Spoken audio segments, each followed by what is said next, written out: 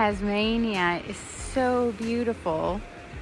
I'm less than 2,000 miles from Antarctica here, so it's really cold, but this is Pirate Bay, and that's Port Phillip in the distance. So, so pretty. All these beautiful rocks. It's full of sandstone here.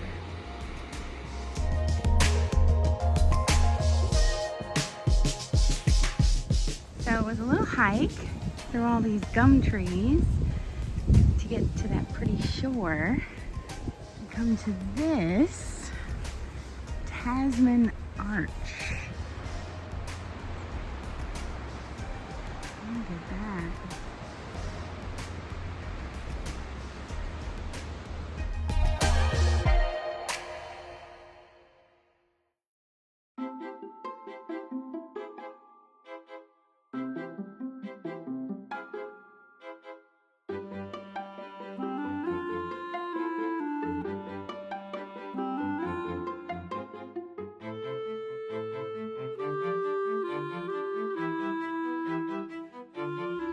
Tasmanian devil runs a speed of about a chicken.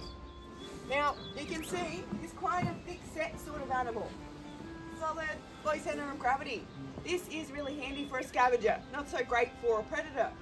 As a scavenger, they use their body weight when they're out competing at carcass to shove other devils out the way and compete for that. So you guys have incredibly strong jaws. A Tasmanian devil has one of the strongest jaws in the entire animal kingdom. So size comparatively, only your largest sharks and orcas have a bigger bite than a devil. So compared to us, we can exert about 3/4 of our body weight in force. Something like a lion exerts twice its body weight in force. Tasmanian devils can exert 10 to 15 times their body weight in force. Now, if you were to be bitten by one of these, it would be like being bitten by 4 pit bull dogs all at once. So a Tasmanian devil does have a pouch. They are a muscle. Now, Tassie devils can actually have a lot of been observed having over 40 babies, 40, all at once.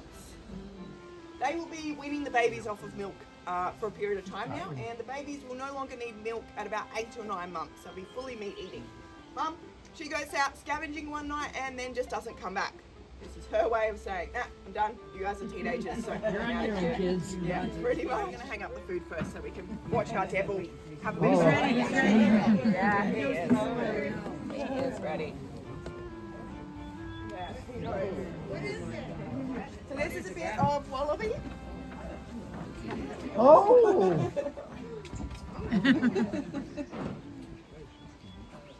This is his strength. She's in there. Oh, he won. So much relaxed. It is. It's not usually possible in many other species at all. It's been observed a couple of times in invertebrates, but pretty much forms tumors around the face. Then when the devils fight each other, which is normal devil behaviour, right until each other transfers on the tumour, it's the wound and the next devil will start growing. That's how it works with favourite. No, so it doesn't transfer. Mostly because of that genetic disease. Usually a tumour can't.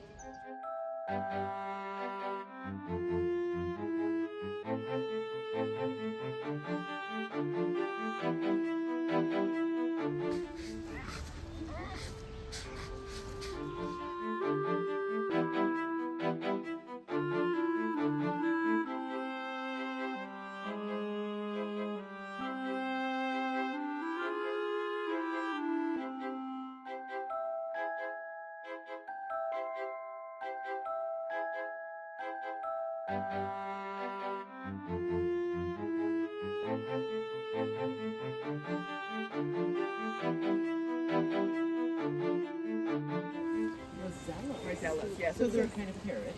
Yeah. Oh, did you get it? Lots of Rosella species in Australia, but these ones are only found in Tasmania.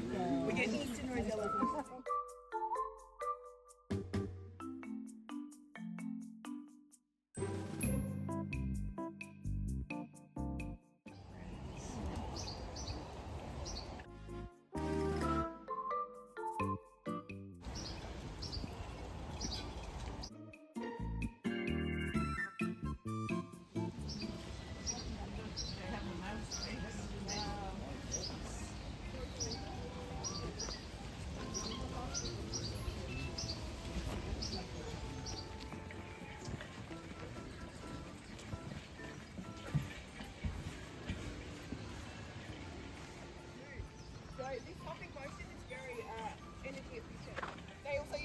motion move, which you can see they use their tail like a big leg there. Their tails are very strong.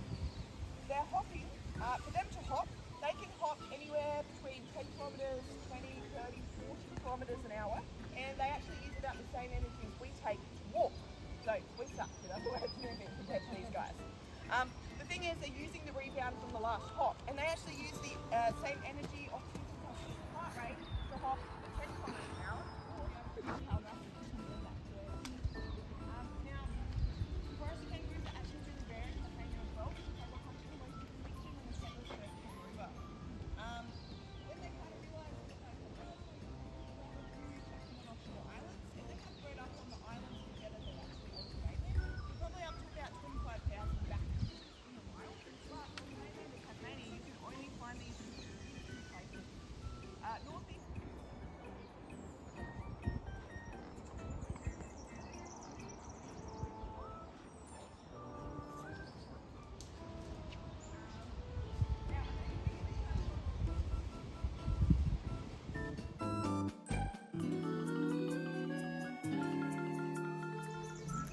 He wanted to come take a picture with me. He hopped right up to me.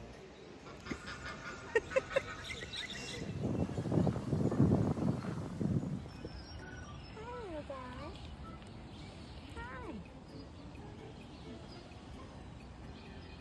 You want some food? I'll leave it here for you. Good morning, everybody. I am spending the morning in Tasmania's Unzoo.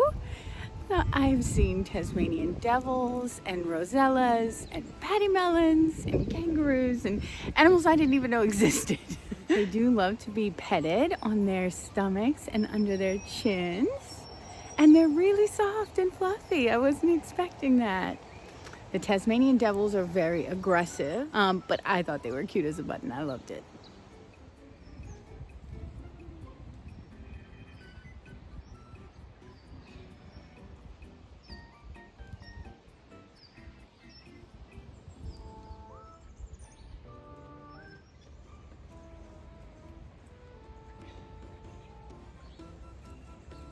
So kangaroos are not like dogs and cats. They do not like you to pet them on the top of their head or between their ears.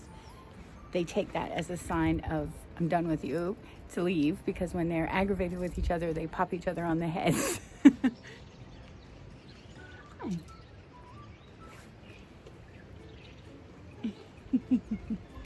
You like that? So while I'm meandering through the gum trees here at the Unzoo in Tasmania, I got so many videos from everybody about be careful for snakes, be careful for spiders, and I was so paranoid that even in my hotels every night I have checked my sheets, and I'm staying in the city. I probably really didn't need to do that, but it is what it is. So I've been checking my sheets and checking my shoes, and I don't want to jinx anything because I'm walking this long, beautiful walkway here all by myself. But I've been in Australia now for over a week, and I have seen 0 spiders, and I have seen 0 snakes. So fingers crossed, I'll stay lucky.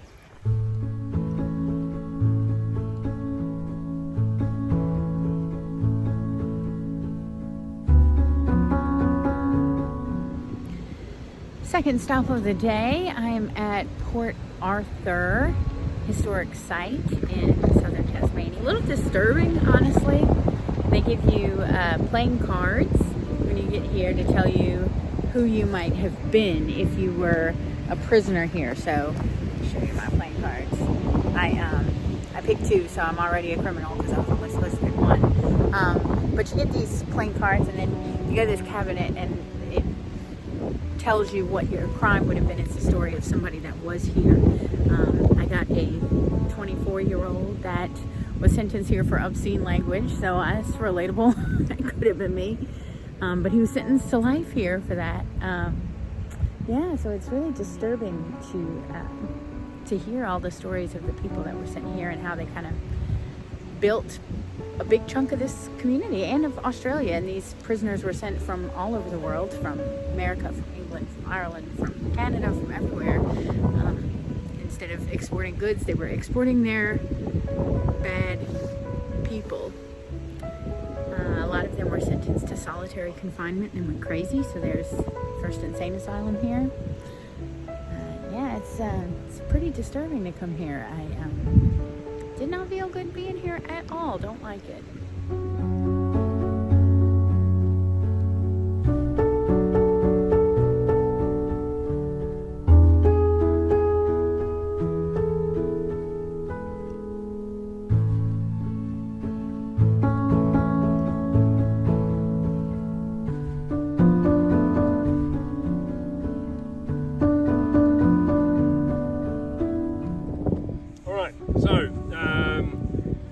This is a secondary punishment station. Now, I've got to tell you a little bit about that punishment system. If you're going to have a prison in a place like this, you've got to have a system. You have to have 4 principles in place. A good system of discipline and punishment, that makes sense, it's a prison. 2, a system of classification and separation, this idea where you keep your worst prisoners separate from those that are not quite so bad. Thirdly, some training and education. Teach them a trade to do when they get out of here, because most of them don't have a useful trade. Teach them to read. We know that makes perfect sense, even in a modern prison setting. Finally, a sound basis of religious and moral education.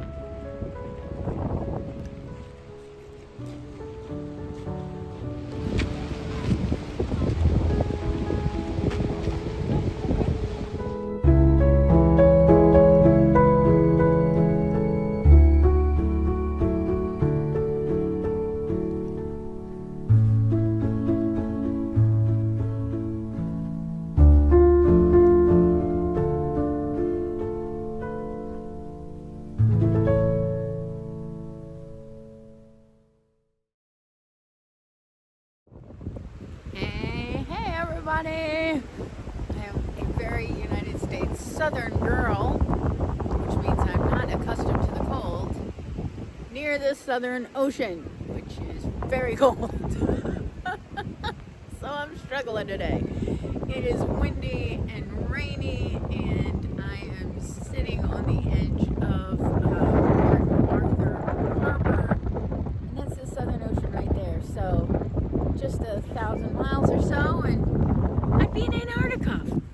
Yay! Oh, but I have several shirts on and my big jacket on, so I'm doing okay. I'm still smiling. I have been meandering around Port Arthur today. That is the old barracks building over my shoulder there. A lot of convict history here in Australia, and especially in Tasmania, one of the first prisons here where convicts were sent from everywhere. And I'll teach you a New Orleans term for those of y'all that don't know. Places like this are known to have bad juju. So that means bad energy, like latent energy from times gone by. So I am not a happy camper today. I'm picking up on all the bad juju. I am ready to go.